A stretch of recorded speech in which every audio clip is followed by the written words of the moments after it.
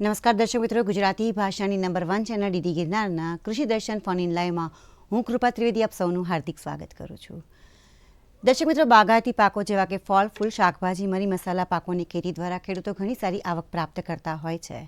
પરંતુ મિત્રો, આ જ બાગાયતી પાકોમાં જો અલગ અલગ પ્રકારની રક્ષણાત્મક ખેતી પદ્ધતિનો ઉપયોગ કરવામાં આવે તો ખેડૂત મિત્રો ઓછા ખર્ચે વધુ ઉત્પાદન પ્રાપ્ત કરી અને પોતાની આવકને બમણી કરી શકે છે. તો મિત્રો, આજના કૃષિ દર્શન ફોન ઇન લાઈવમાં આપણે વાત કરીશું બાગાયતી પાકોમાં રક્ષિત ખેતી પદ્ધતિ વિષય પર.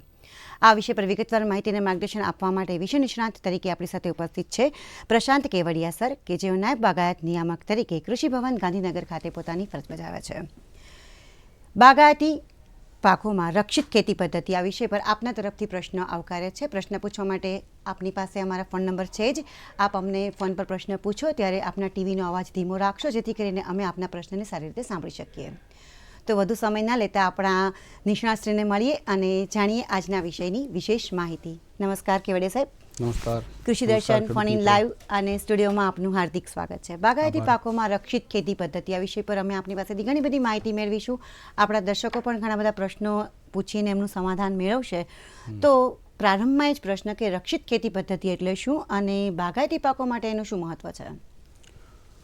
નમસ્કાર ખેડૂત મિત્રો. બાગાયતી પાકોમાં રક્ષિત ખેતી પદ્ધતિનું ખૂબ જ મહત્ત્વ છે. રક્ષિત ખેતી પદ્ધતિ એક એવી ચોક્કસ અને આધુનિક પ્રકારની ખેતી છે કે જેમાં શેડનેટ, ગ્લાસ, પોલીકાર્બોનેટ શીટ અથવા પોલિથીન શીટ જેવા પારદર્શક કે અર્ધપારદર્શક આવરણના માળખામાં તાપમાન, ભેજ અને પ્રકાશ કે જે ઘટકો છોડના ઉગાવા અને વૃદ્ધિ માટે ખૂબ જ જરૂરી છે અને એમની જરૂરિયાત પ્રમાણે એ ઘટકોનું નિયંત્રણ કરીને સંકલિત રોગજીવત વ્યવસ્થાપન, સંકલિત ખાતર વ્યવસ્થાપન અને પિયત વ્યવસ્થા થકી એકમ વિસ્તાર દીઠ ઘણું ઉત્પાદન મેળવવું, આ પ્રકારની પદ્ધતિને રક્ષિત ખેતી પદ્ધતિ કહેવામાં આવે છે. ખાસ કરીને એના મહત્ત્વની વાત કરું તો આજના આ આધુનિક યુગમાં ભારત દેશમાં વસ્તી ઉત્તરોત્તર વધતી જાય છે અને ICMRના નિયમ પ્રમાણે દરેક વ્યક્તિએ દરરોજ ઓછામાં ઓછું 400 ગ્રામ ફળ અને શાકભાજી ખાવા જોઈએ. જ્યારે વસ્તી વધતી જાય છે ત્યારે ફળ અને શાકભાજીનું ઉત્પાદન પણ ઉત્તરોત્તર વધવું ખૂબ જરૂરી છે. આજના ખેડૂતો આધુનિક યુગમાં ધીમે ધીમે ખેતી છોડતા જાય છે, પણ નવયુવાનો આ ખેતી તરફ જોડાય અને વસ્તીના માટે ઉત્પાદન મેળવે સારું અને આવક મેળવે, યુવાનોને રોજગારી મેળવે, એટલા માટે રક્ષણાત્મક ખેતી પદ્ધતિથી ઉત્પાદન લેવું ખૂબ જરૂરી છે. આ પ્રકારની ખેતીમાં ખાસ કરીને ગ્લોબલ વોર્મિંગ અને ઉનાળામાં વધુ પડતી ગરમી, શિયાળામાં વધુ પડતી ઠંડી, અનિયમિત વરસાદ અને દરિયાઈ વિસ્તારના પટ્ટામાંથી ખારા પવનો આવવા, આ પ્રકારની પ્રતિકૂળ હવામાન પરિસ્થિતિમાં ખેડૂતોને બાગાયતી પાકોની ખેતી દરમિયાન ઘણી વખત ખૂબ મોટું નુકસાન પણ વેઠવું પડે છે. ત્યારે જો આ રક્ષણાત્મક ખેતી પદ્ધતિનો ઉપયોગ કરીએ તો આ પ્રકારના બહારી પરિબળોની અસર એમાં થતી નથી અને ઓછા વિસ્તારમાં વધુ આવક ખેડૂત રળી શકે છે. જી, ખૂબ જ સરસ રીતે સમજાવ્યું કે રક્ષિત ખેતી શું છે અને તેનું મહત્ત્વ શું છે. ખાસ કરીને તમામ પ્રકારની જે ઋતુઓ છે તેની વિષમતાનો સામનો કરવા માટેનું ખાસ વિશેષ મહત્ત્વ રહેલું છે. હવે રક્ષિત ખેતી પદ્ધતિ છે એના ફાયદાની વાત કરીએ તો કયા કયા પ્રકારના ફાયદા રહેલા છે? ચોક્કસ ખેડૂત મિત્રો, રક્ષણાત્મક ખેતી પદ્ધતિમાં જુદા જુદા પ્રકારના green house, net house, walk-in tunnel, poly tunnel, plastic mulching, fruit bag, crop cover, આ પ્રકારની સુવિધાઓ અને માળખાનો ઉપયોગ કરવામાં આવે છે. એટલે 12 માસ આપણે ખેતી કરી શકીએ છીએ. આ ઉપરાંત જ્યારે પ્રતિકૂળ હવામાન પરિસ્થિતિ હોય એવી પરિસ્થિતિમાં પણ આપણે બાગાયતી પાકોની ખેતી કરી શકીએ છીએ. ખાસ કરીને રક્ષણાત્મક ખેતી પદ્ધતિમાં રોગ અને જીવાતનો ઉપદ્રવ ખૂબ જ ઓછો જોવા મળે છે. એટલે રોગ નિયંત્રક દવાઓ અને જીવાત નિયંત્રક દવાઓનો ઓછામાં ઓછો ઉપયોગ કરી અને આપણે બાગાયતી પાકોની ખેતી કરી શકીએ છીએ. આ ઉપરાંત એના અન્ય ફાયદા જોવા જઈએ તો શાકભાજીના ધરુ ઉછેર માટે રક્ષણાત્મક ખેતી પદ્ધતિનો ઉપયોગ કરવામાં આવે છે. ઘણી જગ્યાએ એવું જોવા મળે છે કે જમીન અને પાણીનો મેળ નથી અથવા તો જમીન અને પાણીમાં ઇસી અને પીએચ બરાબર મેન્ટેન થયેલું હોતું નથી, ત્યારે સોઇલલેસ કલ્ટિવેશન અથવા તો હાઇડ્રોપોનિક્સ કલ્ટિવેશન પદ્ધતિથી પણ આપણે રક્ષણાત્મક ખેતી કરી શકીએ છીએ. આ પ્રકારની ખેતીથી ઓછા પાણીથી અને ઓછા ઇનપુટ મટીરિયલથી આપણે એકમ વિસ્તારમાં ઘણું સારું ઉત્પાદન મેળવી શકીએ છીએ. ખાસ કરીને નિકાસલક્ષી ઉત્પાદન કરવા માટે સારી ગુણવત્તાનું ઉત્પાદન મેળવવું ખૂબ જરૂરી છે. ત્યારે આ રક્ષણાત્મક ખેતી પદ્ધતિનો ઉપયોગ કરી આપણે નિકાસલક્ષી ઉત્પાદન કરી વધુ આવક મેળવી શકીએ છીએ. આ સાથે જ આજના આપણા પ્રથમ કોલર મિત્ર રાવતભાઈ ગીર સોમનાથથી આપણી સાથે ફોન લાઈન પર જોડાયા છે. નમસ્કાર રાવતભાઈ. નમસ્કાર. હા બેન, પ્રશ્ન પૂછ. હાજી પૂછો. ઓણે પુષ્કળ પ્રમાણમાં મોર આવ્યા છે આંબામાં, પણ કાંઈ એમાં કેરી બેઠી નથી, એનું કારણ? આંબા પર મોર આવ્યા છે પણ હજી ફાલ નથી થતો કેરીનો, તો એનું શું કારણ હોઈ શકે? રમણીકભાઈ, તમારો ખૂબ સારો પ્રશ્ન છે. આંબા પાકમાં મોર જનરલી ડિસેમ્બર જાન્યુઆરીમાં આવતા હોય છે અને આંબા પાકનું કુદરતી સ્વભાવ એવો રહેલો છે કે જેટલા મોર બેસે એનાથી ફક્ત 2 થી 3% જ ફૂલ છે એ ફળમાં કન્વર્ટ થતા હોય છે અને બાકીના ફૂલ ખરી જતા હોય છે. આ એક કુદરતી વ્યવસ્થા છે કે જેમાં માની લો કે મોર ઉપર 100 ફૂલ ઉગ્યા હોય તો એમાંથી 1 કે 2 જ કેરી થાય અને બાકીના ખરી જાય. એટલે જે કેરી બેસે છે એ ખૂબ સારી બેસે છે. ઘણીવાર મોર ખરવાનું કારણ વાતાવરણમાં વાદળછાયું વાતાવરણ હોય અથવા ભેજવાળું વાતાવરણ હોય એના કારણે પણ ફૂલ ખરી જાય છે. પણ તમારે જો વધારે ફૂલ ખરવાનું ખરેખર પ્રશ્ન વધારે હોય તો સ્થાનિક જુનાગઢ કૃષિ યુનિવર્સિટીમાં આંબાના વિષય નિષ્ણાંત વૈજ્ઞાનિકનો સંપર્ક કરી અને એનું નિયંત્રણ કઈ રીતે કરવું એનું વધુ માર્ગદર્શન મેળવી શકશો. જી, ખૂબ જ સરસ વાત કરી સર. આપણે વાત થઈ કે રક્ષિત ખેતી પદ્ધતિ શું છે, તેનું મહત્ત્વ શું છે, કેવા પ્રકારના ફાયદા રહેલા છે. હવે જો એના અલગ અલગ ટેકનોલોજીની વાત કરીએ તો કયા કયા પ્રકારની ટેકનોલોજીનો સમાવેશ કરવામાં આવે છે? ખૂબ સરસ. રક્ષણાત્મક ખેતી પદ્ધતિમાં છેલ્લા ઘણા સમયથી ખેડૂત મિત્રોએ શાકભાજીના ધરુ ઉછેર માટે પ્લગ નર્સરીની ટેકનોલોજીનો ઉપયોગ કરતા થયા છે. પ્લગ નર્સરીની ટેકનોલોજી માટે વિવિધ પ્રકારના શેડનેટ હાઉસ અને ગ્રીન હાઉસનો ઉપયોગ કરવામાં આવે છે. વિવિધ પ્રકારના શાકભાજી, ફળ અને ફૂલ પાકોને ગ્રીન હાઉસ અને નેટ હાઉસ જેવા માળખામાં ખેતી કરી વધુ ઉત્પાદન મેળવવામાં આવે છે. આ ઉપરાંત ખુલ્લા ખેતરમાં પાણીનો બચાવ કરવા અને નિંદામણથી દૂર રહેવા માટે પ્લાસ્ટિક મલ્ચિંગનો પણ ઉપયોગ કરવામાં આવે છે. ઘણી વખત ખેડૂત મિત્રોને ફ્રૂટ જેમ કે જામફળ, દાડમ, ખારેક, કેળ આ પ્રકારના ફળ પાકોમાં રોગ અને જીવાતનો ઉપદ્રવ જોવા મળે છે. એ સમયે ફ્રૂટ કવર અથવા તો ફ્રૂટ બેગનો પણ ઉપયોગ કરી રક્ષણાત્મક ખેતી પદ્ધતિનો ઉપયોગ કરવામાં આવે છે. ઘણા ફળ ઝાડના બગીચાઓમાં પક્ષીઓનો પણ ઉપદ્રવ જોવા મળ્યો છે, જેના કારણે પક્ષીઓ ફળ ખાય છે અને ખેડૂતોને નુકસાન થાય છે. ત્યારે એન્ટી બર્ડ નેટનો ઉપયોગ કરી અને આ નુકસાનથી બચી શકાય છે. આમ રક્ષણાત્મક ખેતી પદ્ધતિમાં ઘણી બધી સુવિધાઓ અને ઘણા બધા માળખાનો ઉપયોગ કરી શકાય છે.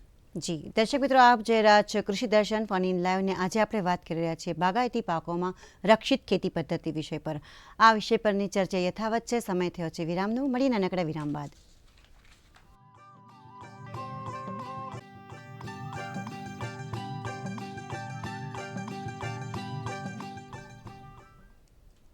વિરામ બાદ ફરીવાર આપ સૌનું હાર્દિક સ્વાગત છે. આપ જોઈ રહ્યા છો કૃષિ દર્શન ફોન ઇન લાઈવ. બાગાયતી પાકોમાં રક્ષિત ખેતી પદ્ધતિ આ વિષય પર આજે આપણે વાત કરી રહ્યા છીએ. પ્રશાંત કેવડિયા સર ખરેખર આપણને ખૂબ જ અગત્યની માહિતી અને માર્ગદર્શન આપી રહ્યા છે. આપણી ચર્ચાને આગળ વધારીએ. સર, આપે અગાઉ જણાવ્યું કે પોલી હાઉસ અને શેડનેટ હાઉસ આ બધા જ પ્રકારો રહેલા છે, તો આ બંને વચ્ચેનો તફાવત શું છે અને એના આપણે આ પ્રશ્નનો જવાબ મેળવીએ પહેલાં એક દર્શક મિત્ર આપણી સાથે ફોનલાઈન પર જોડાઈ ગયા છે. હલો. હાજી નમસ્કાર.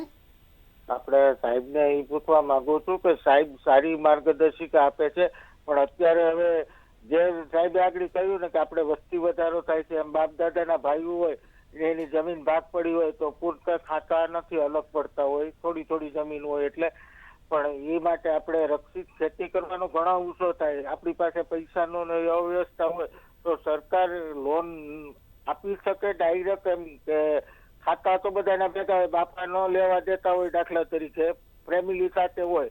હવે 10-2 એકર આવી હોય ને થોડુંક પશુપાલન માટે ઘાસ કરીએ ને આ કરીએ ને તે કરીએ તો આપણે ઘણું કરવાનું મન થાય છે. તો આપણે આ બાબતની લોન ને એવું મળી પાત્ર ખરું.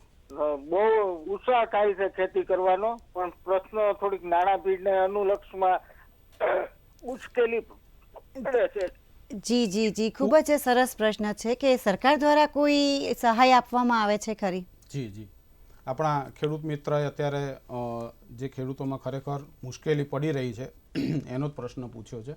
તો હું આપને જણાવવા માગું કે જમીન ટૂંકી થતી જાય છે, તો આ ટૂંકી જે જમીન થાય છે એમાં જ આપણે એક માળખું ઊભું કરીએ અને એમાં સૌથી વધારે ઉત્પાદન મેળવીએ તો એ માળખું બનાવવામાં ખર્ચો ઊંચો આવતો હોય છે. ખાસ કરીને વાત કરું તો એક શેડનેટ હાઉસ બનાવવું હોય તો 2000 ચોરસ મીટરના શેડનેટ હાઉસ માટે 14 થી 15 લાખનો ખર્ચો થતો હોય છે. ગ્રીન હાઉસ બનાવવું હોય તો 2000 ચોરસ મીટરના ગ્રીન હાઉસ માટે અંદાજે 34 થી 35 લાખ જેટલો ખર્ચ થતો હોય છે. આ ઉપરાંત ઘણી લો કોસ્ટ ટેકનોલોજી એટલે ઓછો ખર્ચ કરીને પણ આવા માળખા વસાવી શકાય, જેમ કે વાંસના લાકડા અને શેડનેટનો ઉપયોગ કરી એકદમ સસ્તા 8 થી 10 લાખના સ્ટ્રક્ચર બનાવી શકાય. આ તમામ પ્રકારના વિવિધ સ્ટ્રક્ચરો માટે રોકાણ ઘણું ઊંચું છે, પણ આજના યુવાનો અને ખેડૂતો આ પ્રકારની રક્ષણાત્મક ખેતી તરફ પ્રેરાય એના માટે સરકારે ખાસ યોજના બનાવી છે અને જેટલો પણ ખર્ચ થાય એના માટે સરકાર સામાન્ય જાતિના ખેડૂતોને 65% સુધી અને જો ખેડૂત મિત્રો SC અથવા તો ST કેટેગરીના હોય તો એમને કુલ ખર્ચના 75% સુધી સરકાર સહાય આપે છે. અને આ માટે વિવિધ બેન્કો દ્વારા લોન પણ આપવામાં આવે છે. જો ખેડૂત મિત્રએ બેંકમાંથી લોન લીધી હોય તો આ સહાય સીધી જ બેંકના લોનના ખાતામાં જમા કરવામાં આવે છે. બરાબર છે, એટલે કે જે કોઈ પણ ખેડૂત મિત્રો આવી રીતે બાગાયતી પાકોની અંદર રક્ષિત ખેતી પદ્ધતિ અપનાવવા ઈચ્છે છે તેને સરકાર દ્વારા આવી રીતે લોનના રૂપે સહાય આપવામાં આવતી હોય છે. પોલી હાઉસ અને શેડનેટ હાઉસની વાત કરી, પરંતુ હવે ધરુ ઉછેરની વાત છે કે પ્લગ નર્સરી બનાવવા માટે સરકાર તરફથી જો કોઈ સહાય આપવામાં આવતી હોય તો એ વિશે વાત કરીએ. જી, ખૂબ સરસ. આજકાલ રક્ષણાત્મક ખેતી પદ્ધતિમાં શાકભાજીમાં ધરુ ઉછેરનો વ્યવસાય છે એ દિન પ્રતિદિન વધતો જોવા મળ્યો છે. શાકભાજી પાકમાં બિયારણનો ખર્ચો ઘણો મોટો આવતો હોય છે. ખેડૂત મિત્રો આવું મોંઘું બિયારણ લઈ અને પોતાના ખેતર ઉપર જાતે ધરું તૈયાર કરે તો એમને એમના બિયારણનો 60% ઉગાવો મળે છે. જ્યારે પ્લગ નર્સરી જેવી આધુનિક ટેકનોલોજીમાં શાકભાજીનું ધરું ઉછેરે તો એમને 95% જેટલો ઉગાવો મળતો હોય છે. આમ ખેડૂત મિત્રો 35% જેટલું વધુ સારી રીતે બિયારણનો ઉપયોગ કરી શકે, એમાં એનો ખર્ચનો બચાવ થાય. આ ઉપરાંત પ્લગ નર્સરી જેવી આધુનિક ટેકનોલોજીમાં શાકભાજીનું ધરું ઉછેર કરવાથી શરૂઆતના દિવસોમાં રોગ મુક્ત અને તંદુરસ્ત ધરું ખેડૂતોને મળે છે. એના કારણે જ્યારે આ તંદુરસ્ત ધરું એમને ખેતરમાં ટ્રાન્સપ્લાન્ટ કરવામાં આવે ત્યારે એમાં ખૂબ જ સરસ ઉગાવો જોવા મળે છે. આ ઉપરાંત સામાન્ય રીતે શાકભાજીની જે લાઈફ સાયકલ છે, ક્રોપ સાયકલ, એ 84 થી 90 દિવસની રહેલી છે. આ 84 થી 90 દિવસની લાઈફ સાયકલમાં 30 દિવસ જે છે શરૂઆતના એ પ્લગ નર્સરીમાં ધરું તૈયાર થાય છે અને 30 થી 45 દિવસ પછી ખેડૂતના ખેતર ઉપર ટ્રાન્સપ્લાન્ટિંગ કરવામાં આવે છે. આમ કુલ લાઈફ સાયકલમાંથી 33% હિસ્સો પ્લગ નર્સરીમાં અને 60 થી 66% ખેડૂતના ખેતર ઉપર ઉગાવી શકાય છે. આના કારણે ખેડૂત મિત્રો 12 માસમાં 3 ક્રોપ સાયકલ લેતા હોય એની જગ્યાએ 4 ક્રોપ સાયકલ લઈ શકશે. એટલા માટે એને ખેડૂતની આવક પણ વધી શકશે. અને આ પ્રકારની પ્લગ નર્સરીની ટેકનોલોજી કે જેમાં અલગ અલગ પ્રકારના ગ્રીન હાઉસ, નેટ હાઉસ, જુદી જુદી ફાર્મ મશીનરી, પિયત વ્યવસ્થાપન અને પ્લગ ટ્રે, વિવિધ પ્રકારના મીડિયા મટીરિયલ, આ પ્રકારની ખરીદી માટે જે પણ કંઈ ખર્ચો થાય છે, સામાન્ય રીતે 1 હેક્ટર સુધીના હાઈટેક પ્લગ નર્સરી માટે 30 લાખ સુધીનો ખર્ચો થતો હોય છે. આ ખર્ચના 65% સુધી એટલે કે 30 લાખના 65% એટલે 18 થી 20 લાખ સુધી સરકાર સહાય આપે છે. અને જો કોઈ ખેડૂત મિત્રો નાના પાયે પોતાના ખેતર ઉપર જ આ પ્રકારનું નાનું પ્લગ નર્સરી જેવું સ્ટ્રક્ચર ઊભું કરવા માગતા હોય તો એકદમ લો કોસ્ટ સ્ટ્રક્ચર 500 ચોરસ મીટરનું કે જેની કોસ્ટ ફક્ત 3.5 લાખ રૂપિયા જેવી થાય છે, એમાં પણ સરકાર 75% સુધી સહાય ચૂકવે છે. તો ખેડૂત મિત્રો, મારી વિનંતી છે કે સરકારની આ ખૂબ સરસ સહાય યોજનાનો આપ વધુમાં વધુ લાભ લો લાભ લઈ અને શકાય છે. પોતાના ખેતર ઉપર સારી ગુણવત્તાનું શાકભાજી જી સર, અત્યારે સતલાખણાથી મનહરભાઈ આપણી સાથે ફોન લાઈન પર જોડાયા છે. હેલો મનહરભાઈ, નમસ્કાર. નમસ્કાર. જી, આપનો પ્રશ્ન જણાવો. આ જણાવી દીધો ને પેલા એને આપણા ચીકોના મોર નહીં આવે ખરી પડે છે. હા મોર આ ખરી ચીકુ આવે ને ખાવાના, હા હાજી. એટલે આખા ખેતરમાં ચીકુ છે પણ હવે ચીકુની એના વાત છે. મોર ગરી પડે છે ને ચીકુ ઓછો જ આવે છે. એ જ હા મનોહરભાઈ, ચીકુમાં મોર ખરી પડવાના પ્રશ્ન માટે ખાસ કરીને એમાં એ કાળજી રાખવી પડે કે જો જ્યારે મોર આવે એ જ સમયે વાદળછાયું વાતાવરણ અથવા ભેજ હોય તો પણ મોર ખરી પડે છે. ઘણી વખતે એવા પ્રશ્નો થાય છે કે જ્યારે ચીકુમાં મોર આવે છે એ જ સમયે ખેડૂત મિત્રો પાણી આપતા હોય છે ઝાડને, તો જમીન ભીની થવાને કારણે ઝાડની આજુબાજુનું વાતાવરણ પણ ભેજયુક્ત થાય છે, એના કારણે પણ મોર ખરી પડે છે. તો સામાન્ય રીતે વૈજ્ઞાનિકશ્રીઓની સલાહ હોય છે કે જ્યારે મોર આવે ત્યારે પિયત બંધ કરવું. જી દર્શક મિત્રો, આપ જોઈ રહ્યા છો કૃષિ દર્શન ફોન ઇન લાઈવ, અને આજે આપણે વાત કરી રહ્યા છીએ બાગાયતી પાકોમાં રક્ષિત ખેતી પદ્ધતિ વિષય પર. આ વિષય પરની ચર્ચા યથાવત છે. સમય થયો છે ફરીથી એક વિરામનો. મળીએ નાનકડા વિરામ બાદ.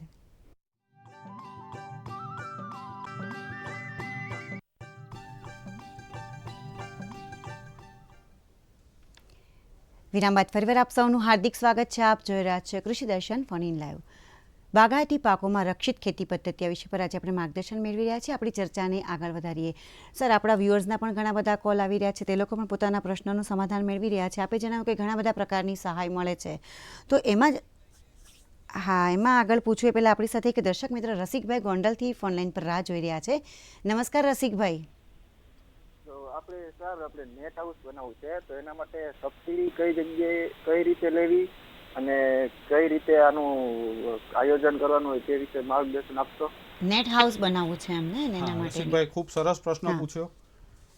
જાણીને ઘણો આનંદ થયો કે આપ નેટ હાઉસ જેવી ખેતી પદ્ધતિ અપનાવવા માંગો છો.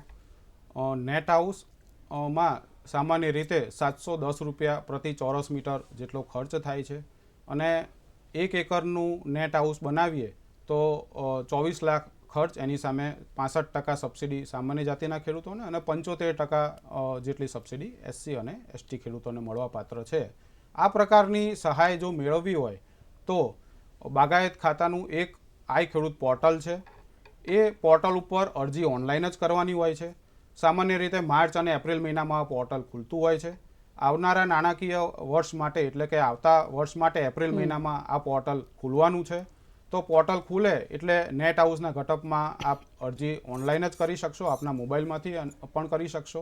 અરજી કર્યા પછી અરજીની સાથે એના સાધનિક કાગળો જેવા કે જમીનના દસ્તાવેજ, ઓળખપત્ર, સબસિડી જમા કરવા માટે બેંક ખાતાની વિગત, જો નેટ હાઉસ માટે લોન લેવામાં આવી હોય તો લોનનો મંજૂરી પત્ર, રેશન કાર્ડ, આ તમામ જરૂરી સાધનિક કાગળો સાથે આપ રાજકોટના છો તો રાજકોટ જિલ્લામાં નાયબ બાગાયત નિયામકની કચેરી રેસકોર્સ રોડ ઉપર છે, ત્યાં મુલાકાત લઈ એ જમા કરાવશો.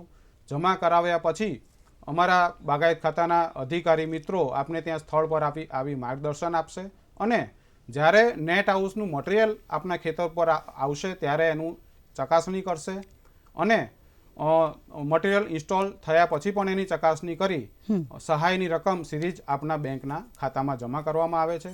અને આ માટે બાગાયત ખાતાએ એમપેનલ પણ કરવામાં આવ્યું છે, અને એમપેનલમેન્ટમાં 13 થી 14 સંસ્થાઓ નિયત કરેલી છે અને સ્પેસિફિકેશન પણ નિયત કરેલી. જી, અમરેલીથી નાનુભાઈ અત્યારે આપણી સાથે ફોન લાઈન પર જોડાયા છે. હેલો.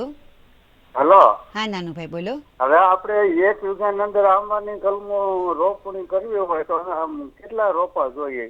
1 વીઘાની અંદર આંબાની રોપણી કરવી હોય તો કેટલા રોપા જોઈએ? આંબાનું વાવેતર કેટલા અંતરે કરવા માંગો છો એના ઉપર સંખ્યા નિર્ધારિત થાય છે. હાલ જે સુપ્રસિદ્ધ ટેકનોલોજી છે એ ઘનિષ્ઠ ખેતી પદ્ધતિ છે, જેમાં ખાસ કરીને 4.5 મીટર બાય 4.5 મીટરના અંતરે આંબાના કલમોનું રોપાનું વાવેતર કરવામાં આવે છે. અને આપ અમરેલીના છો તો અમારે ત્યાં બાગાયત ખાતાની નર્સરી પણ અમરેલીમાં ઉના ખાતે ઉપલબ્ધ છે, તો તો સારામાં સારી ગુણવત્તાના આંબા કે જે અત્યારે પ્રચલિત છે કેસર વેરાયટી એના આપનું વાવેતર કરી અને વાવેતર ઉપર પણ સહાય લઈ શકો છો અને એના માટે તમે અમારી નજીકની જે તમારી નર્સરી છે ઉના ખાતે આવેલી છે ત્યાં સંપર્ક કરીથી તમને સારી ગુણવત્તાના આંબાના રોપા મળી શકશે. કેવડિયા સાહેબ, આપણે સહાયની ટેકનોલોજીની વાત કરી રહ્યા છીએ તો પ્લાસ્ટિક મલ્ચિંગ હોય, નોન વુવન ક્રોપ કવર હોય કે ફ્રૂટ કવર હોય, આ બધી બાબતો માટે કોઈ સહાય મળવાપાત્ર હોય છે અને જો હોય છે તો કેટલી? ચોક્કસ. આજકાલ ખેડૂત મિત્રો બાગાયતી પાકમાં plastic mulching, non woven crop cover, fruit cover અને ફ્રૂટ બેગ આનો ઉપયોગ દિન પ્રતિદિન વધારતો જાય છે. ખાસ કરીને પ્લાસ્ટિક મલ્ચિંગમાં દર વર્ષે 20,000 હેક્ટરમાં પ્લાસ્ટિક મલ્ચિંગને પાથરી અને પાણીનો બચાવ કરે છે અને નિંદામણને દૂર રાખે છે. એના માટે સામાન્ય રીતે 35,000 પ્રતિ હેક્ટર જેટલો ખર્ચ થાય છે. એમાં પણ સરકાર 65% જેટલી સહાય આપે છે. આ ઉપરાંત ફ્રૂટ કવર કે જેમાં 50,000 પ્રતિ હેક્ટરનો ખર્ચ થાય છે. મહત્તમ 2 હેક્ટર એક ખેડૂત 2 હેક્ટર માટે સહાય લઈ શકે છે. આ ઉપરાંત ફ્રૂટ બેગ અને ફ્રૂટ કવર એના માટે 20,000થી લઈ 35,000 જેટલો પ્રતિ હેક્ટર ખર્ચ થતો હોય છે અને આ તમામ ઘટકોમાં દરેક ખેડૂતને 2 હેક્ટર સુધીના વિસ્તારમાં આ પ્રકારની ટેકનોલોજી નાખવાથી 65%થી 75% જેટલી સહાય આપવામાં આવે છે. જી પ્રશાંતભાઈ, આપે જણાવ્યું કે રક્ષિત ખેતી પદ્ધતિ જો બાગાયતી પાકોમાં અપનાવવામાં આવે તો અલગ અલગ તબક્કે અલગ અલગ સહાય આપવામાં આવે છે રાજ્ય સરકાર દ્વારા. તો એના માટે ખેડૂત મિત્રોને આ સહાય લેવી હોય તો કયા પ્રકારની કાર્યપદ્ધતિ છે એ મુજબ ચાલવું જોઈએ, કાર્યપદ્ધતિ અપનાવવી જોઈએ? બાગાયત ખાતા દ્વારા ખેડૂત મિત્રો માટે આ બધી જ તમામ પ્રકારની સહાય યોજનાનો મહત્તમ લાભ લે એટલા માટે એકદમ પારદર્શક પ્રક્રિયા અમલમાં લાવવામાં આવી છે. ખેડૂત મિત્રો બાગાયત ખાતાનું આઈ ખેડૂત પોર્ટલ છે એમાં સીધી જ અરજી કરી અરજી સાથે જરૂરી સાધનિક કાગળો જેમ કે જમીનના દસ્તાવેજના પુરાવા, ઓળખ કાર્ડના પુરાવા, રેશન કાર્ડના પુરાવા, સાથે ભાવપત્રક અને જો બેંકમાંથી લોન લીધી હોય તો બેંકના લોનના કાગળિયા, આ તમામ કાગળિયા પોતાની નજીકના નાયબ બાગાયત નિયામકની કચેરી ખાતે જમા કરાવીએથી એમને સહાય મળવાપાત્ર સહાય સીધી જ બેંકના ખાતામાં જમા કરવામાં આવે છે. જે અત્યારે ખંભાતથી નરેશભાઈ આપણી સાથે ફોન લાઈન પર જોડાયા છે. નરેશભાઈ નમસ્કાર. હેલો નરેશભાઈ, હા ઝડપથી આપનો પ્રશ્ન પૂછો. હા આપણે જેમ ખેતી તમને કરવાનું આમ કે આ આંબા કરો આ કરો અને ચારે બાજુ કેમિકલ કંપની જે પડી છે, બાજુમાં કેમિકલ કંપની પડી છે, બાજુ ઈંટોનો ભઠ્ઠો પડ્યો છે, તે મારે પાકને નુકસાન થયા કરે. પકવવું બહુ મારશે પણ નુકસાન થયા કરે. ઓકે, તો શું કરવું હા જોઈએ? નરેશભાઈ, આપનો પ્રશ્ન વેલિડ છે કે જો આજુબાજુના વિસ્તારમાં ઔદ્યોગિક એકમો ઊભા થઈ ગયા હોય તો બાગાયતી પાકોની ખેતી કરતા સમયે ખૂબ જ નુકસાન કરે છે. તો આવા જ પ્રતિકૂળ પરિસ્થિતિમાં ખેતી કરવા માટે જ રક્ષણાત્મક ખેતી પદ્ધતિનો ઉપયોગ કરવાની ખાસ જરૂર છે. જો આપણે ત્યાં આ પ્રકારના ઔદ્યોગિક એકમો હોય તો એકદમ લો કોસ્ટ નેટ હાઉસના સ્ટ્રક્ચરમાં પણ આપ શાકભાજી અથવા ફળની બાગાયતી પાકોની ખેતી કરી શકો છો અને વધુ આવક મેળવી શકો છો. જી પ્રશાંતભાઈ, આપ અહીં પધાર્યા અને અમારા દર્શક મિત્રોના વિષય પર ખરેખર ખૂબ જ અગત્યની માહિતી અને માર્ગદર્શન આપ્યું માટે આપનો ખૂબ જ આભાર. નમસ્કાર. દર્શક મિત્રો, આજે આપણે બાગાયતી પાકોમાં રક્ષિત ખેતી પદ્ધતિ આ વિષય પર માહિતી મેળવી. ઘણી બધી ટેકનોલોજીનો ઉપયોગ થતો હોય છે અને આ ટેકનોલોજી અપનાવવા માટે સરકાર તરફથી પણ ઘણા બધા પ્રકારની સહાય અને લોન આપવામાં આવતી હોય છે. અમને આશા છે તમામ માહિતી આપને ખૂબ જ ઉપયોગી થઈ રહેશે. સમય થયો છે રજા લેવાનો, પરંતુ એ પહેલાં આગામી શુક્રવારના કૃષિ દર્શન ફોન ઇન લાઈવના વિષય જણાવી દઈએ. આગામી શુક્રવાર તારીખ 28 માર્ચ 2025 સાંજે 5:30 આપ જે વિષય પર પ્રશ્ન પૂછી શકશો એ વિષય છે નફાકારક પશુપાલન. દર્શક મિત્રો, તારીખ વિષય અને સમય ફરી વખત નોંધી લેશો. તારીખ 28 માર્ચ 2025 શુક્રવારે સાંજે 5:30 વિષય છે નફાકારક પશુપાલન. તો મિત્રો, ફરીથી મળીશું કૃષિ દર્શનના નવા કાર્યક્રમમાં નવા વિષય સાથે. ત્યાં સુધી આપ જ્યાં પણ રહો સુખી, સફળ અને સ્વસ્થ રહો એવી શુભકામનાઓ સાથે રજા લઈએ. નમસ્કાર.